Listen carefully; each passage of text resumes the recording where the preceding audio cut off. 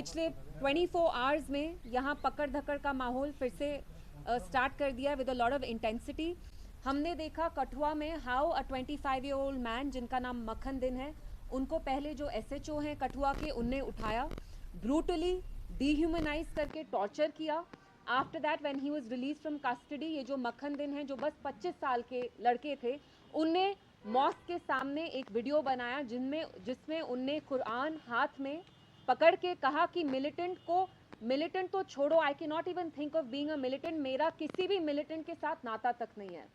उसके बाद हमने देखा बारामूला में एक ट्रक ड्राइवर 36-year-old मैन जिनका नाम वसीम मीर है, जो एक डेली वेजर थे। मैं उनकी फैमिलीज और रिलेटिव्स के अभी ट्विटर पे मैंने एक वीडियो देखा जिसमें कहा कि हम अपने गाँव में इनका एग्जाम्पल देते थे, इतने शरीफ थे।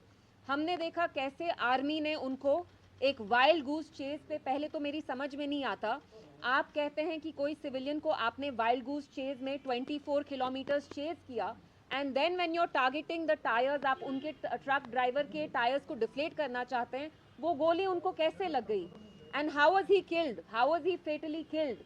And I also want to ask the army कि आपने अगर उनका ट्रक सीज किया तो आपको उनके ट्रक में से क्या मिला।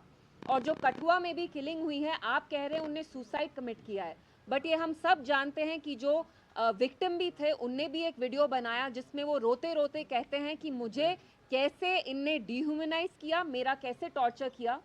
और मैं एक सवाल जो यहाँ की सरकार है मैं उनसे भी पूछना चाहती हूँ कि हमने देखा जब 2024 में अक्टूबर में इलेक्शंस हुए, कैसे भारी अक्सरियत से जम्मू कश्मीर पूरे रीजन में आपको लोगों ने इतना बड़ा मैंडेट दिया, इतनी भारी अक्सरियत से आपको लोगों ने ये रिस्पॉन्सिबिलिटी समाई दी। आपको ये रिस्पॉन्सिबिलिटी लोगों ने आपको इसलिए दी क्योंकि उनको लगा पिछले 5-6 साल में, स्पेशली जब से आर्टिकल 370 हटा, यहाँ आर्म्ड फोर्सेस हैं या जो यहाँ ब्यूरोक्रेटिक रूल चल रहा है, कोई अकाउंटेबिलिटी नहीं है, ना लोगों की सेंस ऑफ सेफ्टी है ना सिक्योरिटी है। मैं आज एनसी सरकार से पूछना चाहती हूँ कि आप लोगों के मुंह पे ताला क्यों है? अगर आप हमारे लोगों को sense of safety and security नहीं दे सकते तो आप कुर्सी पे क्यों आए हैं? क्योंकि जब एलजी साहब की यहाँ एडमिनिस्ट्रेशन थी तभी सेम माहौल था, पकड़ धक्कड़ का माहौल था।